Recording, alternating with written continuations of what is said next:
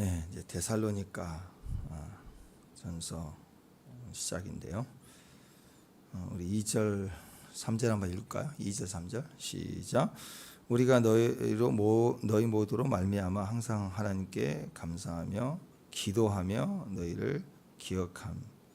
너희 믿음의 역사, 사랑의 수고, 우리 주 예수 그리스도에 대한 소망의 인내, 우리 하나님 앞에서 끊임없이 기억함이니.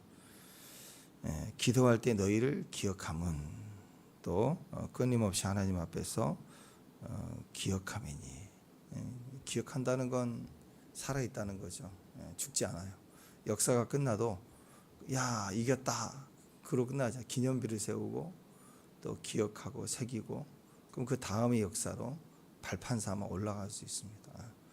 기억한다는 것은 역사도 살아있는 거, 멈추지 않고 거기서 마침표가 아니고 쉼표가 돼서 그 다음에 또 역사, 더 큰 역사, 더 강하게 올라갈 수 있는 연속성을 가지는 것입니다. 제일 중요한 건 기도할 때 기억하는 거예요.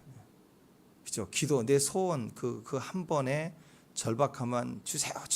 뭐 그것도 정말 절박할 때는 외쳐야 되겠지만, 성도의 기도는 그걸로 끝나잖아요. 어제, 오늘, 내일 연결되는 거죠.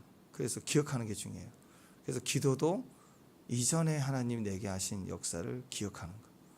이전에 성경의 모든 약속을 이루신 하나님을 성경을 읽고 과거를 붙들고 약속을 붙들고 또 내 삶에 이루어진 역사를 붙들고 지금 기도하는 거고, 지금 기도한 것도 과거의 것을 지금 기억함이죠. 그게 기도예요. 그리고 미래적으로 이루어지는 것도 약속된 기억을 가진 기도로 미래적으로 열어가는 거고.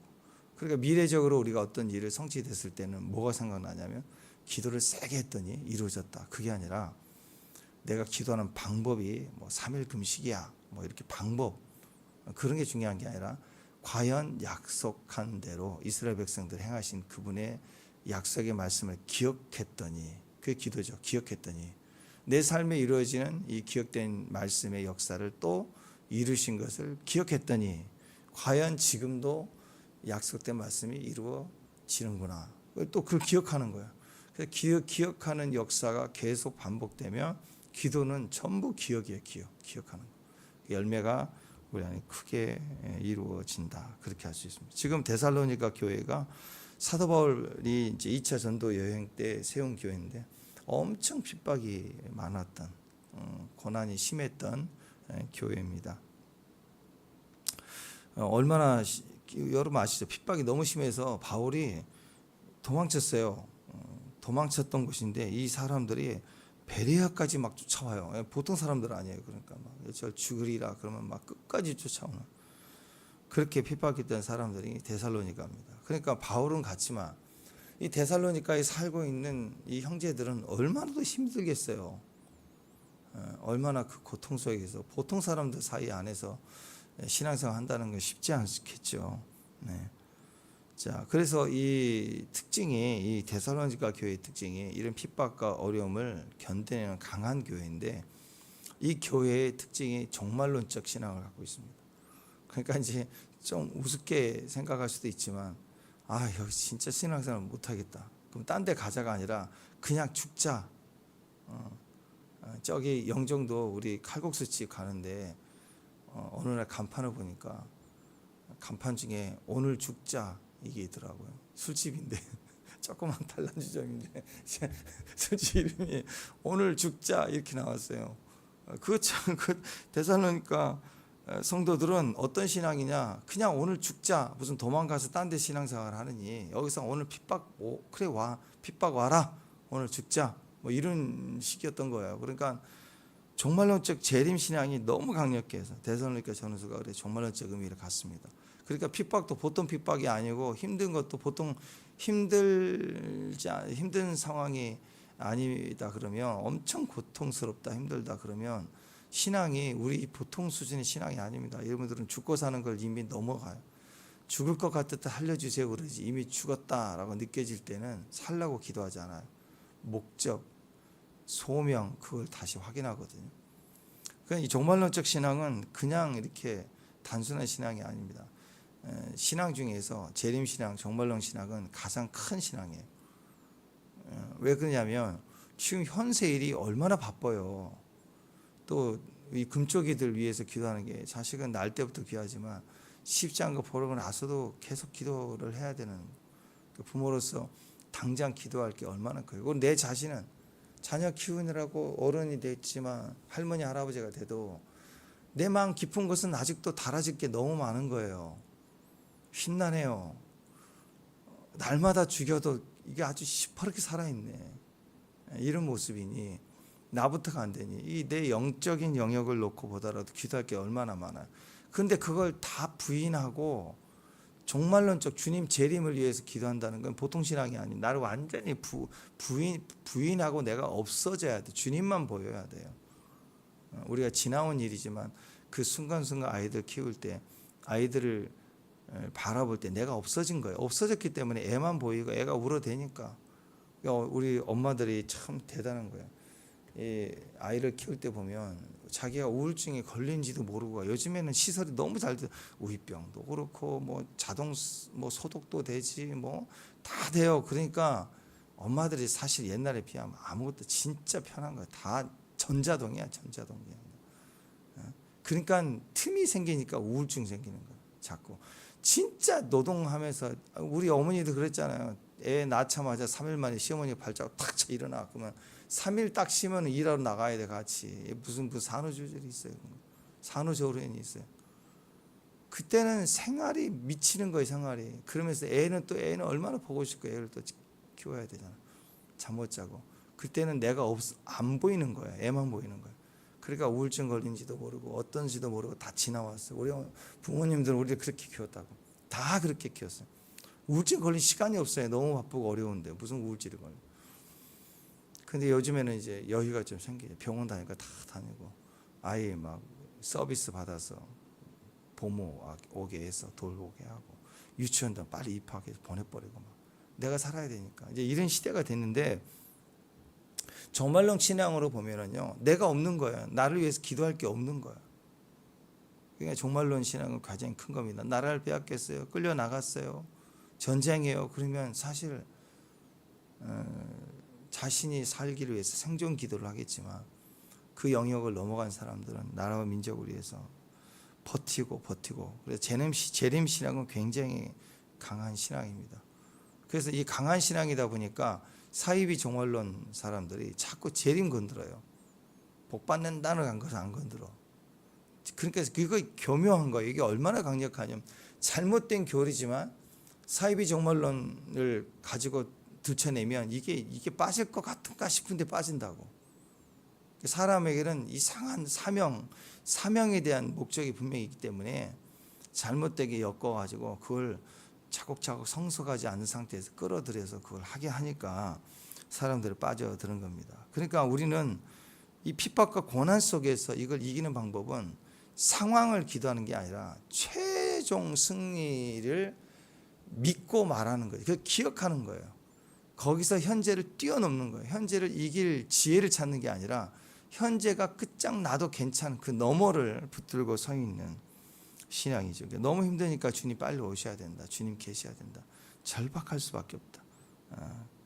그래서 여러분 우리 신앙이 대체적으로 요즘에 이전의 모습보다 약해졌다. 그 뜻은 뭐예요? 일단 재림신앙이 없어요. 재림신앙만 하면 하도 이단들이 들쳐대갖고 재림신앙 얘기하면 종말론 시한부 종말론 아닌가 다 오해를 해요. 불편해요. 그리고 성도들도 별로 듣고 싶지 않아요. 지금 내 마음에 합당한 설교를 듣고 싶은 거예요. 요즘은 인터넷 시대니까 막 스킵해갖고 원하는 거 찾아서 듣는 거예요. 그게 무슨 말씀이에요? 그게 무슨 말씀 성장이에요? 아이들 보세요. 원하는 것만 먹으라고 해보세요. 애들 어떻게 되겠어요? 애들이 지금부터 골라서만 먹게 둬버리면 지금 한참 사춘기 때까지 전부 햄버거 그런 거 먹을 거 아니에요. 저 영종도 가면 거기 버거킹이 있거든요. 운전하고 한 번씩 갈 때마다 저 자리에 왜 버거킹을 놔뒀을까? 그냥 벌판 같은데 아무것도 없는데 빌딩 하나가 버거킹이 전체가. 저거 운영이 될까? 내가 걱정을 해 지나가다가. 근데 옆에는 그 잘하시는 목사님 그거 걱정할 필요 없어요. 저녁만 되면 거기 학원 간대요. 저녁만 되면 줄을 서서 난리인데 애들이 그냥 햄버거만 먹는 거야 나와서. 그러니까 그거 보고 장사하지 평일에 사람이 안 지나가는 곳이라고. 쭉 와가지고 쭉 서서 엄청 웨이팅하고 애들이 학원에 애들이 닭을 사 먹는다. 요즘 애들이 그런 거 너무 좋아하잖아요. 원하는 것만 먹게 해주면 어떻게 되겠어요? 애들이 불균형이 일어나가지고 영양 빵꾸 날 거 아니에요. 밥은요, 진짜 좋은 밥은 주어지는 거라고. 구장창 준 대로 먹어야 돼요.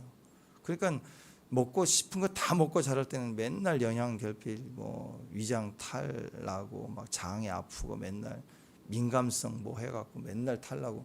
그런 애들도 군대 가보세요. 그거 막 꿀꿀이죽 같은 거 막 먹이고 요즘 잘 나온다 그러지만 막 먹여요. 새끼 딱 먹이면 위장병 다 고쳐지고 다 좋아지잖아요. 네? 여러분 주어져야 돼요. 꾸준히 신앙은 말씀을 듣는 거예요. 내가 골라 들으면 절대 큰일 나는 거예요. 힘들고 어렵고 딱딱하고 껍질 같고 막 그렇게 보이는 음식도 먹어야 되는 거죠. 그중에 재림 신앙이 가장 강력합니다. 그러니까 우리가 주에 대한 믿음의 자리를 굳건히 하면서 재림에 대한 종말에 대한 지식이 들어올 때 강해지는 거예요. 정말 강해지는 거예요. 그래서 특히 종말론적 신앙의 목적을 분명히 할 수 있는 최후 주님 앞에 설 것을 기억하고 사는 신앙생활, 그것이 우리의 다시 회복된 신앙이 되기를 주님의 이름으로 축원합니다. 우리가 슬럼프에 빠졌다고 했을 때 그때 왜 그럴까? 딱 결론이 그거예요. 보면은 어떤 상황이든 간에 결국 힘들 때는요, 자기 힘든 것만 붙들고 있어서 더 힘든 거예요. 자기 힘든 것만. 주님을 붙들지 않아요. 주님을 말하지 않고 내 힘든 것만 계속 붙들어요. 저도 가끔씩 이렇게 팍 오거든요. 마음이 힘들 때가 와요. 그럼 딱 지나고 나면 뭐가 있느냐? 내가 요만큼 0.001%라도 뭘 기대하고 있더라고. 이렇게 해주겠지. 이 정도 했으니까 할 거 아닌가? 정말 이 0점 아니라고 부인을 하면서도 여전히 살아있는, 그래도 이 정도는 해줘야 되지 않을까. 이게 내 안에 기대가 남아있을수록 나는 그 상대와 상관없이 무너지는 거예요. 왜 저럴까? 자꾸. 그러니까 기대를 말아야 돼요. 아예. 그게 내가 붙들고 있는 기대가 있어서 그래요. 철저히 하나님만 기대하셔야 돼요. 그게 정말 신앙의 모습인 겁니다. 말씀을 붙드는 거예요. 주님께서 오셔서 우리 가운데 왕이 되실 때 우리가 왕노릇 할 것을 기대하는 거예요. 상황이 아니라 내가 더 은혜를 더 받으면 돼요. 2%라도 이 환경이 바뀔 걸 기대하는 게 아니라 2%라도 내가 더 은혜를 받으면 내가 사는 거예요. 내가 살아나야, 내 영이 살아나야 환경도 상황도 다 이길 수 있는 힘이 된다라는 거예요. 거기에 기쁨이 임하는 거죠. 재림신앙의 힘은 장차 올 나라 하나님 그리고 그의 나라를 믿기 때문에 지금이 비교할 수 없는, 지금과 비교할 수 없는 기쁨이 오는 거예요. 지금 변화될 때 오는 기쁨이라는 건 잠깐이거든요. 내가 원하는 거 그 상황을 이길 힘이 오면 야 이겼다 그렇지만 그 다음엔 또 문제가 있어요. 또 문제가 계속되는 어려움이 있다고. 근데 종말은 이기려고 하는 과정을 다 이겨도 이룰 수 없는 그 이상의 하늘과 땅의 수준이에요. 딱 땅에서 이기는 게 아니라 그냥 땅은 져도 하늘에서 주는 기쁨을 줘버린다고. 그래서 종말의 신앙이 강하고 큰 겁니다. 재림신앙의 힘이 거기 있습니다. 어떤 이 땅에서 이룰 수 없는 하늘의 것의 기쁨이기 때문에 그 기쁨으로 웃어버리면 지금 당장 막 죽겠다 힘들다 하는 것도 다 뒤집어지게 되는 거죠. 우리가 대부분 우는 것은 현재의 고난 때문에 울죠. 현재의 고난 때문에. 왜? 믿음이 없다는 뜻이에요. 그게. 현재의 고난이 아니라 과거의 기억이 아니라 그걸 아무리 쌓아도 제가 그렇지 어둠을 눈앞에 보이지 않는 칠흑처럼 캄캄한 어둠을 수만 개를 쌓아도 촛불 하나 못 가린다고. 촛불은 모이면 모일수록 더 강력해지지. 10개가 모여도 1000개가 모이면 얼마나 커요. 그러니까 그와 같이 빛이 필요합니다. 우리는 어둠을 싸워서 하나씩 제거하자. 그게 아니라 빛을 바라면 되는 거예요. 은혜가 임하면 이기는 거예요. 절대적으로 은혜가 임하면 이겨요. 데살로니가 교회의 그 어려움과 환난 중에 그들의 믿음은 이상하게 내세에 대한 믿음이 철저했다는 거예요. 데살로니가서를 우리가 전후서를 읽어보면 이제 그걸 보게 되는데 종말론적 신앙에 단단하게 서 있는 거예요. 그러니까 환란은 계속 있는데 환란은 이길 힘이 아니라 그냥 환란이고 환란 속에 빛이 있었는데 그 빛이 내세에 대한 믿음이에요. 핍박과 고난 중에도 믿음이 있었다. 종말에 대한 주님 오시면 산다라는 철저한 믿음이 있었다. 그러니까 인생은 돈으로 사는 게 아니라 사랑으로 살죠. 돈을 다 얻었는데 주변에 사랑은 관계잖아요. 관계가 아무도 없어. 돈을 써야 될 곳이 없어. 그러면 어디 기부해서 내 이름 날리는 것도 한두 번이지. 그것도 지쳐요. 진짜 사랑이 아니고 계속 명예와 명성을 위해서 막 돈을 쓴 사람들, 그것도 인기이기 때문에 결국 나를 축적해 가는 거기 때문에 거기 행복이 없어요. 그렇게 하는 건. 그러니까 구제를 해도 어려운 단체를 도와도 내 이름을 남기잖아요. 그러면 값을 받은 거예요. 기쁨이 남질 않아요. 그런데 그걸 왼손, 오른손이 한 걸 왼손이 모르게 하듯이 구제를 하고 섬기는 것을 갖다가 딱 나타내지 않으면 이게 계속 그것만 기억하면 계속 기쁨이 올라요. 그래서 믿지 않는 사람들 중에서도 구제의 축복을 받는 사람 굉장히 많아요. 아무 얘기 안 해요. 구제에 남을 돕는다는 그 축복은 굉장히 큰 겁니다. 절대 나를 숨기려고 하는 거예요. 근데 이 종말론적 신앙이 그런 거예요.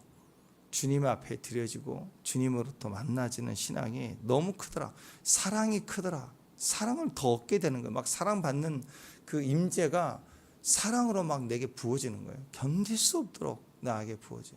가끔씩 우리가 기도하고 은혜 받고 할 때 보면 어떤 분들은 기도 안수를 하고 기도하면 막 고만 그래요. 고만 막 소리를 지르고 고만 터져버릴 것 같아. 하나님의 사랑이 밀려올 때. 그것은 논리나 생각이 아니죠. 기도 제목 간절함에서 나온 게 아니에요. 그냥 부어지는 거예요. 부어지는 거. 고린도전서 8장에 보면은요, 우상에 대한 얘기 나오고, 우상의 제물에 대해서는 우리가 다 지식이 있는 줄 아나 지식은 교만하게 한다. 그러나 사랑은 덕을 세운다. 그러니까 우상의 제물에 대해서 이렇다 저렇다 우상이다 아니다 막 정죄하고 옳다 잘못됐다 막 그런다고. 우리 교단이나 이런 데 가면 진짜 말씀대로 사는 사람들이 너무 많은 거예요.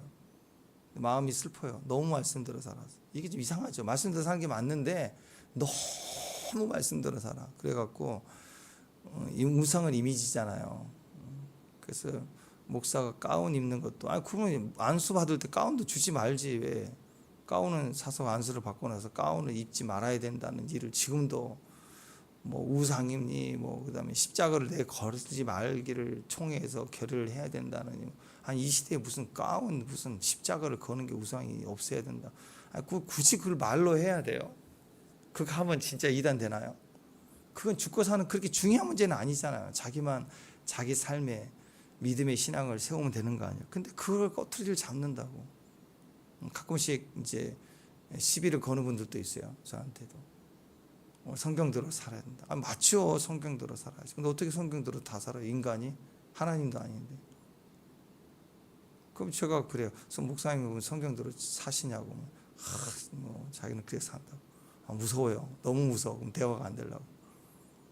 그러면 기름 갖고 기름을 바르며 위하여 기도한다고 예수님도 그러셨는데 그럼 기름 갖고 바르면서 기도하시나요? 그러면 이거 뭐야? 대답이. 콘도에서 보면 또 여인들은 권위를 상징하는 머리에 수건을 쓰라. 머리가 길든지. 그럼 여러분 머리 길러야 돼요. 땐 뭔 소리고? 어쨌든 그 머리를 길르시든지 수건 쓰고 여러분 천주교처럼 수건 쓰시나요? 충청도인가 어느 교회예요. 목사님이 성경대로 살아야 된다고 그 교회에서 수건 쓰게 했어요. 성경에 나와 있잖아요. 그리고 머리 긴 사람들은 머리 길르든지 수건을 써. 권위를 상징한다. 여자들은 그대로. 그랬더니 그 교단이나 주변에 난리 났어요. 그 이단 됐다고 막. 아니 말씀대로 살았잖아요. 말씀대로 했잖아요. 그러니까 어떤 것은 내가 받아들이고 받아들이지 않는 것은 그거 지키면 막 난리를 치는 거예요. 그 교회를 어떻게 이단 만들어가지고 막 무너뜨리려고. 우리 목사님 이상해졌대. 아니 말씀대로 하는데 이상해졌대. 제가 처음 집회할 때도 기름 바르고, 나는 기름이 없으니 성령의 기름 보면 약하니까 이 기름을 가지고 상징이니까 또 모략향 또 유향에 맡아볼 이유가 없으니까, 기회가 없으니까 그 향도 좀 맡아보라고 감동에 따라 기도할 때 기름을 바르고 한 적이 있었어요. 그걸 목사님 안 하시면 안 되겠습니까? 부터 시작해서 우리가 자기들까지 이상해진대.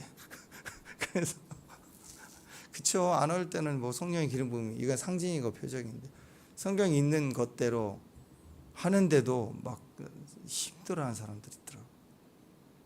근데 그게 아니라 그 폼이 중요한 게 아니라 주님이 여기 계시고 말씀대로 하는 거. 그 예수님처럼 기도하면 환영할까요? 저는 반대로 생각해요. 막 힘들 것 같아요. 이번 주부터 제가 예수님처럼 기도 한번 해볼까요? 여기 훅 해가지고 가지고 더러워서 다 넘어갈 거 교회 안 나오고 우리 목사님 더러워졌다고 침 발라서 그냥 2번씩 기도하는 것도 아우 어떻게 못해. 우리 그렇게 얼마나 우리가 성경대로 산다고. 아니죠. 덕을 세우는 거예요. 사랑은 덕을 세우는 거라고. 자꾸 지식이 있는 걸로 가서 교만하게 하고 싸우고 판단하고 비난하게, 얼마나 내가 옳다고, 내가 얼마나 맞다고 남을 정죄하고. 그러니까 누구든지 무엇을 아는 줄로 생각하면 아직도 마땅히 알 것을 알지 못하는 거예요. 누구든지 하나님을 사랑하면 그 사람은 하나님도 알아주신다. 그러니까 하나님 사랑하는 거가 중요한 거예요. 그 중심이. 데살로니가의 교인들은 이 상황 환경을 판단하고 이 어려움들을 막 이겨내려고 하고, 물론 또 이 핍박을 갖다가 막 우상에 대해서 지적하고 또 이 로마의 적그리스도적인 상황을 막 대놓고 싸우고 피켓 들고 정치적 활동하고 그런 게 아니라 그냥 사랑의 덕을 세웠어요. 사랑을 더 받았다고, 사랑을 향하여 더 나아갔다. 이게 종말론적 신앙의 모습입니다. 그렇지 않아요? 지금 주님 오라 그러면 손에 쥐고 있는 거 그거 뭐가 중요해요? 다 던져버리죠. 며칠 전에 어떤 영상을, 짧은 영상 하나 봤는데, 미국의 할머니 97세인가 뭐 할머니 인생에 대해 얘기해 주세요 그랬더니 그분이 그 얘기예요. 나는 집에 접시 그릇 너무 집이 소중하니까 그런 거 너무 소중해서 이쁜 거 모아서 집에 있는 게 너무 행복했대. 이 나이 되니까 내가 이 쓸데없는 짓을 했구나. 다 소용없더래. 다 필요 없대. 집만 된대. 사랑하는 거, 한 번 더 사랑하는 거. 그때는 그게 자기의 기쁨이고 그 접시 모으고 그게 즐거움이고. 근데 그게 아무 쓸데없는 짓을 했구나. 하나님 없는 사람도 나이가 들수록 진짜를 발견할 수 있어요. 우리에게 진짜가 뭘까? 오늘 데살로니가의 이 교회에 주시는 은혜는 이렇게 내가 젊었을 때 소유하고자 하는 걸 지워주는 거예요. 환란이 오면 그런 생각할 수가 없어요. 다 지워버리는 거. 쓸데없는 거예요. 그건. 환란이 올수록 어려울수록 정말 중요한 것이 무엇인지를 우리는 확인받게 됩니다. 어쩌면 우리에게 어려움이 있었다는 건 그 과정이 있었기 때문에 지금 우리가 하나님을 더 붙들 수 있는 사람이 되었지 않을까 싶습니다. 그게 없었으면 우리가 다른 거 있겠죠. 데살로니가의 편지를 보면 사랑이 넘치죠. 그리스도로 사랑의 따뜻함을 얘기해요. 그게 정말로 내 신앙을 가진 기초가 됩니다. 그래서 핍박 중에 있는 데살로니가 교회를 바울은 너무너무 사랑한 거예요. 너무너무 사랑. 우리가 핍박 중에 있을 때 부모는 얼마나 우리를 위해서 걱정할까요? 그죠? 그러니까 그거 하나만 기억하세요. 여러분 자녀 중에 누군가가 너무 어려운 시간을 가지고 있으면 다른 자녀들이 잘해도 그래 고맙다. 우리 아들 너무 잘해. 근데 마음의 근심은 어려운 중에 있는 자녀를 향하여 너무 아픈 거예요. 어떻게 도울 수 없을까라는 생각을 하지 않겠어요? 바울이 그 사랑으로 이 교회를 특별히 아꼈다고. 하나님도 그래요. 우리가 고난을 당할 때 견딜 때 하나님은 우리를 향하여 더 간절한 마음으로 우리를 향하여 품어주신다라. 그 사랑할 때 사랑의 내용이 뭐냐? 우리가 사랑한다는 건 뭘까? 끊임없이 기억하는 거예요. 2절에 보면은 이렇게 나오죠. 감사하는 거, 기도하는 거, 말하는 게 기억하는 거죠. 내 말을 하는 게 아니에요.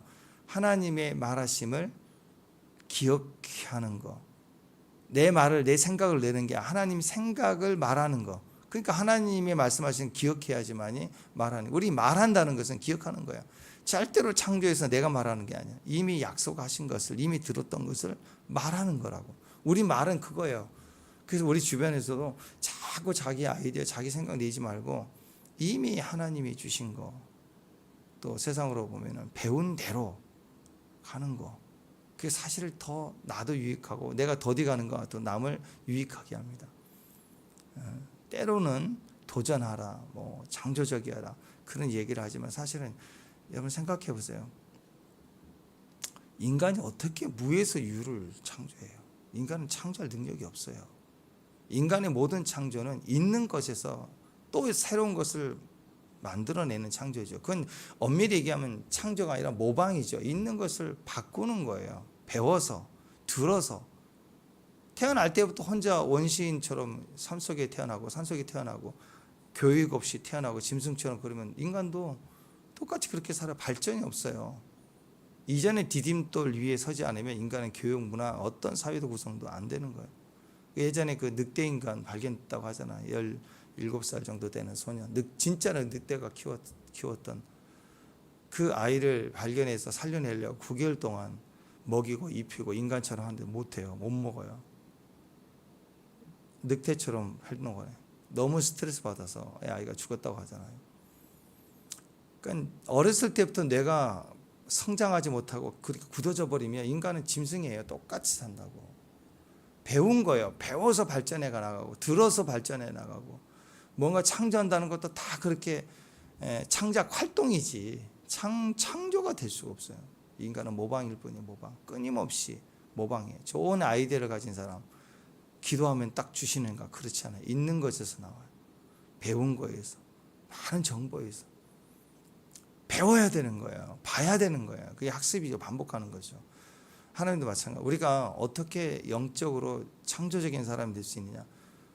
그건 하늘의 계시가 임해서 나에게 하나님이다. 그건 교주가 되고 이상해지는 거지만 성경이 예언적인 사람들의 선지자의 특징이 뭐예요? 하나님 말씀을 내가 기억하고 말씀대로 살아가는 예언적 삶을 사는 사람들 속에 하나님이 그를 불러서 하나님의 말씀을 기억하게 하고 말씀을 전하게 하고 전부 말씀을 따라 움직이게. 자기 아이디어를 낸 사람이 한 사람도 없어요. 그건 이단이죠. 자기 생각, 자기 아이디어로 신앙생활을 하지는 않습니다. 그러니까 신앙생활은 제일 힘든 게 뭐냐? 내 아이디어가 있고 내 생각이 있는 그것 가지고 신앙생활 하는 게 제일 힘들어요. 그건 종교생활이죠. 신앙생활은 오직 말씀을 듣고 말씀을 기억하는 거예요. 그러니까 2절에 우리 나와 있잖아. 2절. 항상 하나님께 뭐하라? 감사하라. 두 번째 기도하라. 세 번째 기억하라. 이거 얼마나 좋아요. 하나님께 항상 감사하라. 두 번째 기도하라. 세 번째 기억하라. 기억하고 기도하고 감사하는 거. 이게 사랑의 증거들이고 사랑하는 방법은 세 가지. 우리 자녀를 어떻게 사랑해요? 우리 자녀를 기억하는 거. 그를 위해서 기도하는 거. 그리고 감사하는 거. 이 세 가지면 돼요. 신앙생활 어떻게 해야 돼요? 말씀을 기억하고 그 말씀을 가지고 기도하고 그리고 그 말씀에 대한 감사. 어제 감사했죠. 감사하는 거. 그게 신앙생활이에요.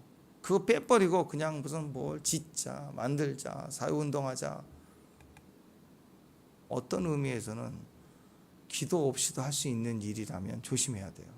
겉으로는 교회 이미지가 좋고 뭐 바사회도 하고 일도 바쁘고 그것도 동참하면서 헌신할 수 있는 기회를 열어주기도 하고 좋은 점도 있어요. 굳이 이익을 또 환원하고 돕는 데 쓰는 여러 가지 의미가 있겠죠. 근데 엄밀히 얘기하면 그 기도 없이도 할 수 있어요.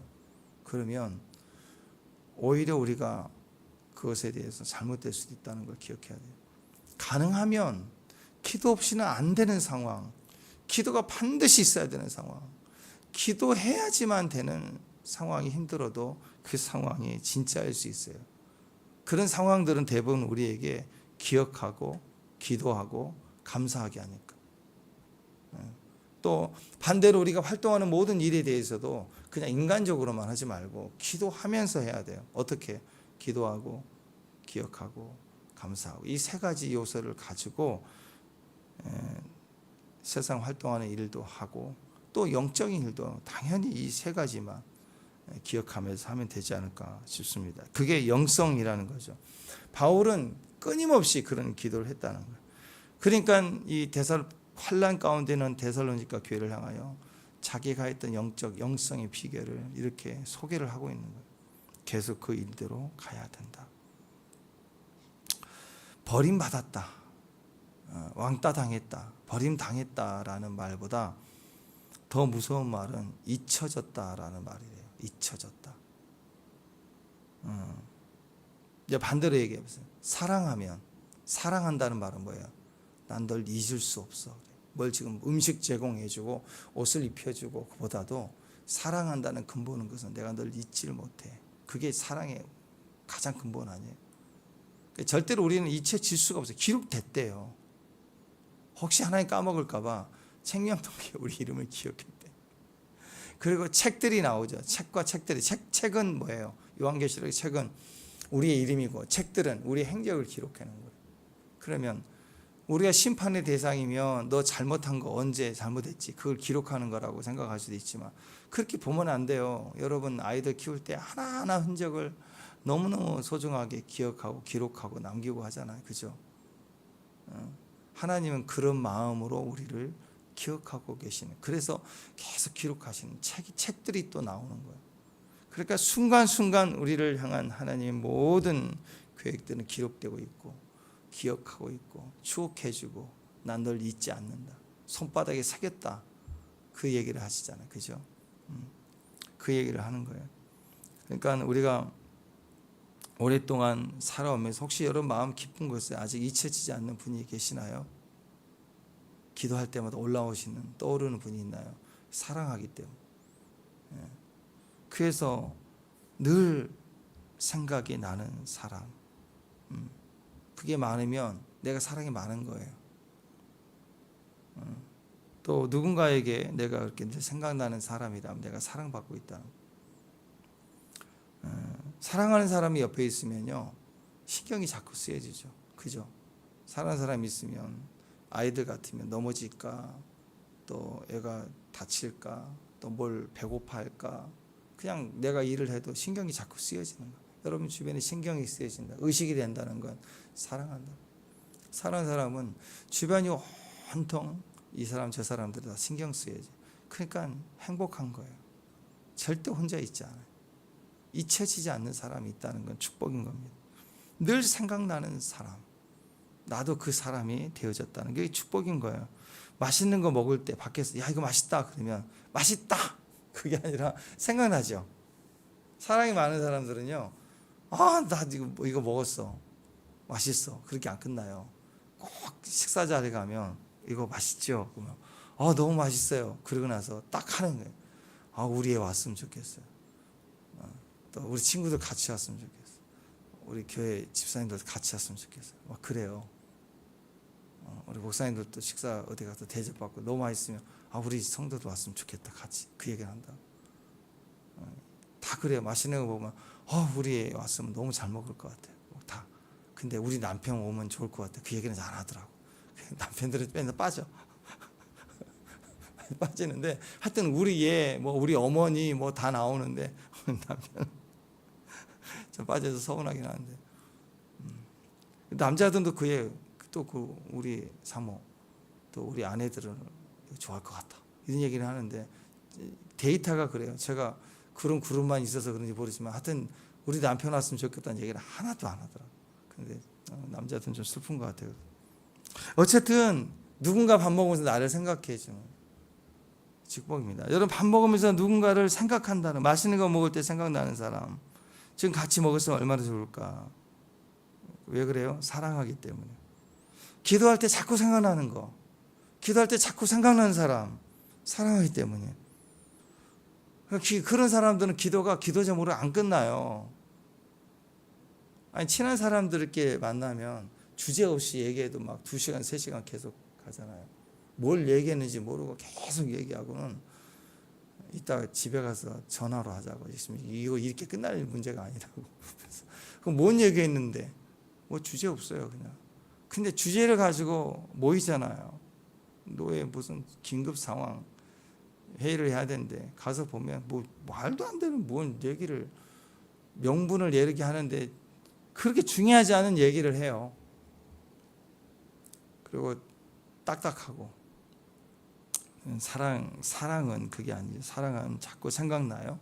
주제가 없어도 끊임없이 대화가 되기 시작하고 끊임없이 생각나고 끊임없이 확인하고 싶고 그 마음이 있다는 건 사랑하기 때문에.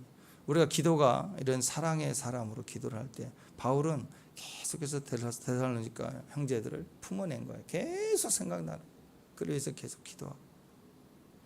그게 사랑하기 때문이죠. 내가 힘들고 어려웠지만 그러나 지금은 연약하고 흠이 많지만 하나님 능력을 주셔서 세워주시고 믿음의 큰 의를 이룰 수 있도록 도와주세요 하고 붙들고 나갈 때 같이 현재 사랑하고 살아나기 시작하고 또 하나가 되어져 가기 시작하죠. 그런 모습으로 내가 기억하고 기도하고 또 감사하고 이런 모습으로 계속 나갈 때 그게 우리 삶의 이김이 되거든요. 그러면 그 이금은 어떤 일이 되냐면 내가 나를 내세우는 게 아니고 하나님을 기억하고 하나님을 감사하고 하나님을 기도하는 것이기 때문에 이상하게 그런 사람들은 주변 사람들에게 본이 됩니다. 본이. 그게 배운 거예요. 신앙을 배운 건 그거예요. 말씀 암송하고 뜻을 아는, 원어로 찾아서 아는 그런 게 아니라 이 삶이 내 안에 내가 배워지는 거라고. 그래서 6절 7절 보면 성령의 기쁨으로, 이 환난 가운데 성령의 기쁨으로 말씀을 받아 우리와 주를 본받는 자가 됐다. 기억하고 기념하고 또 감사하고 이런 것들이 기도하고 이렇게 하는 것들은 결국 우리를 주를 본받게 해요.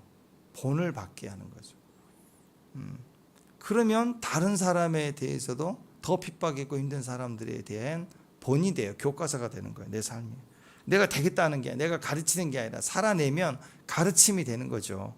바울과 주님, 결국 우리의 롤 모델은 주님과 바울이었다. 성령의 기쁨, 환난 가운데 성령 기쁨 충만해서 바울과 주님을 본받았더니 그 본받으니까 이기는 거죠. 이기니까 데살로니가 교회 형제들도 우리를 보고 본을 받게 되었다. 본이 되었다. 그러니까 데살로니가 교회들이 그 주변 형제들에게 본이 된 것처럼 우리에게 주는 메시지는 뭐예요? 너희들도 이 데살로니가 교회들처럼 환난 받아라. 그 얘기가 아니라 본이 됐다. 환난의 목적으로 남에게 본이 되는 사람들이 된 것처럼 우리 신앙도 데살로니가 교회들처럼 모든 믿는 자의 본이 되라. 이게 본이 되는 거예요.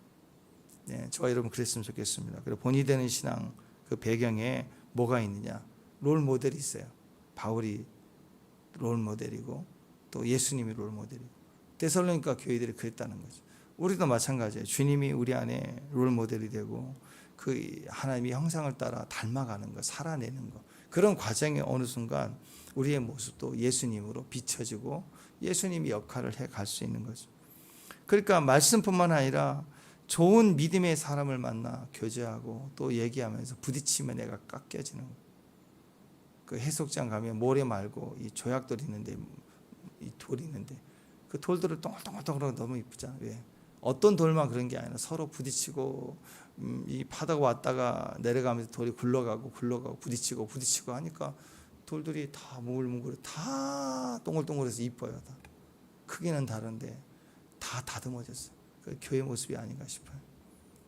처음에는 거칠고 모양도 크고 힘으로 누르고 깨지기도 하겠죠. 근데 오랜 시간이 되면 큰 돌도 둥글둥글해지고 작은 돌도 둥글둥글해지면서 같아지는 거예요. 우리는 동일한 예수님 모습을 가지게 되는 거예요. 이 본받는다는 것은 본이 한번 되면요 활자처럼요 한번 딱 본이 되면 그 다음부터 찍어내기 시작하는 거예요. 착착착착 찍어내기. 가정에 한 사람이 본이 되고 교회에 한 사람이 본이 되면 그 신앙은 계속 복제가 됩니다. 막 찍어내는 거예요. 찍어내고 어느 순간 한 사람이 교회 하나가 세워지기가 어려워요. 가정에 믿음의 사람이 하나 세워지기가 어려워요. 그 가정에 한 사람이 막 다른 가족을 전도하고 뭐 그것도 중요한데 그냥 한 사람 자체가 성도로서 기억하고 기도하고 또 이렇게 감사하면서 그 영성을 가진 한 존재로 섰버리면 복제가 돼버립니다. 그 다음부터는 막 찍어져요. 여러분, 그게 중요해요. 성령님은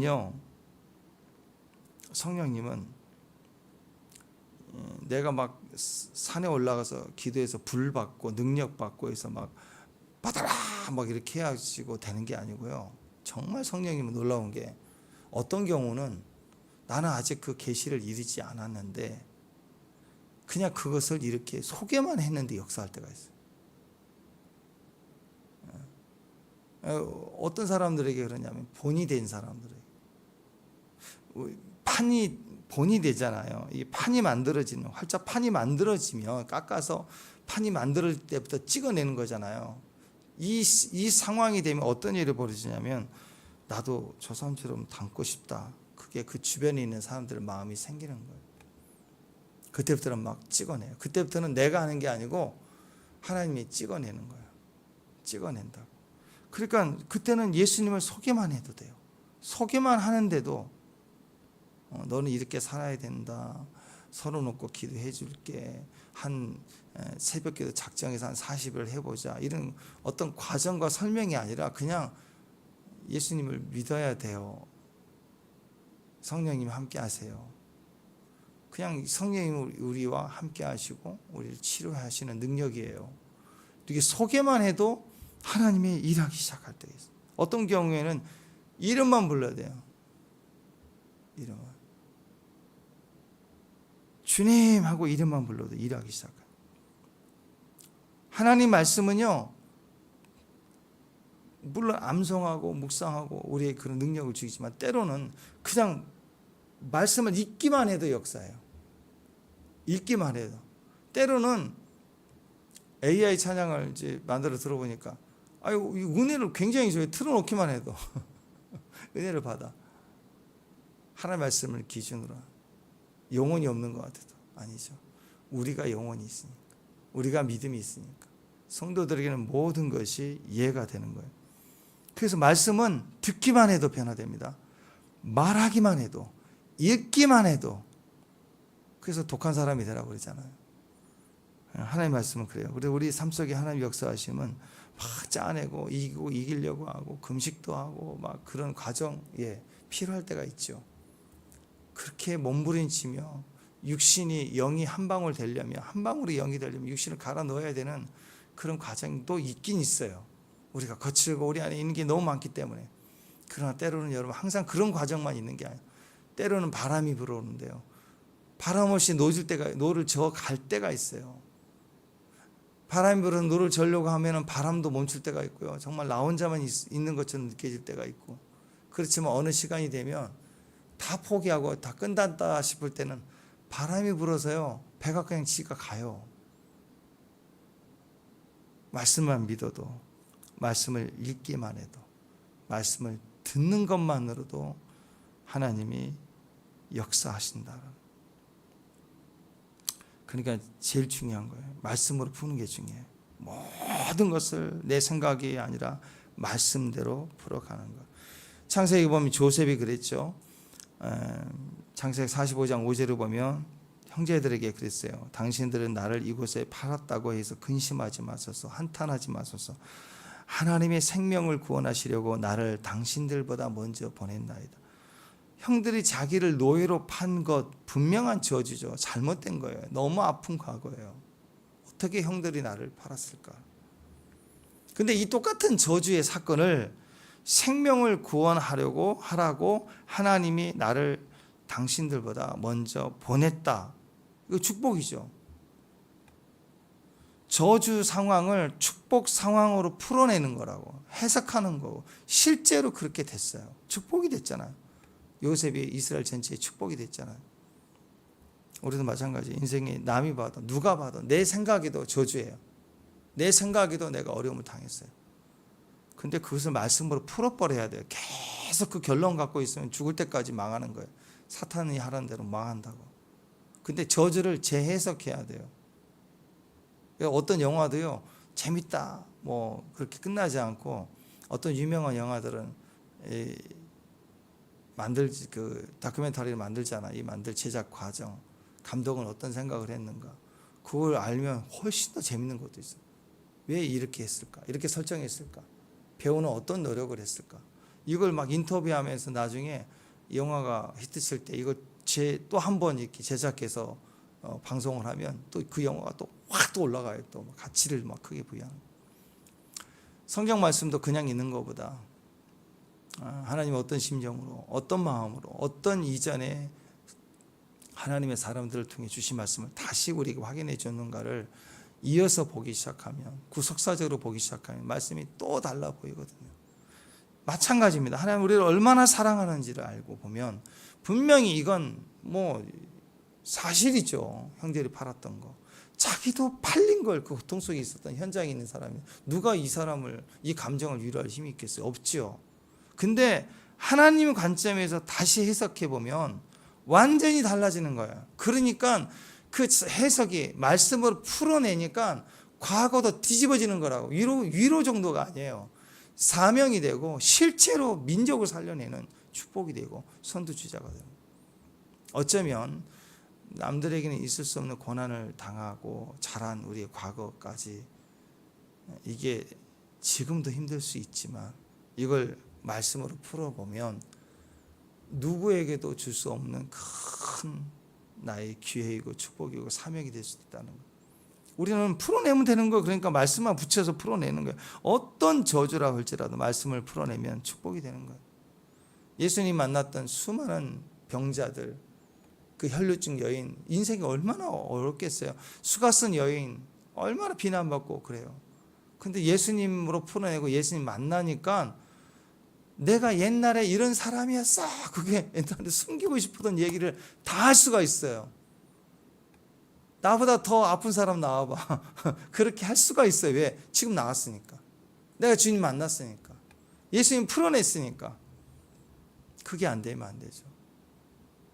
그래서 유대 전승에 보면은 요셉이 총리가 돼서 형제 만나기 전에 이게 너무 감사해서 그 형들이 자기를 팔았던 그 구덩이를 갔다고 그러잖아. 가서 거기서 감사의 기도를 드렸다는 이야기가 전해지고 오잖아.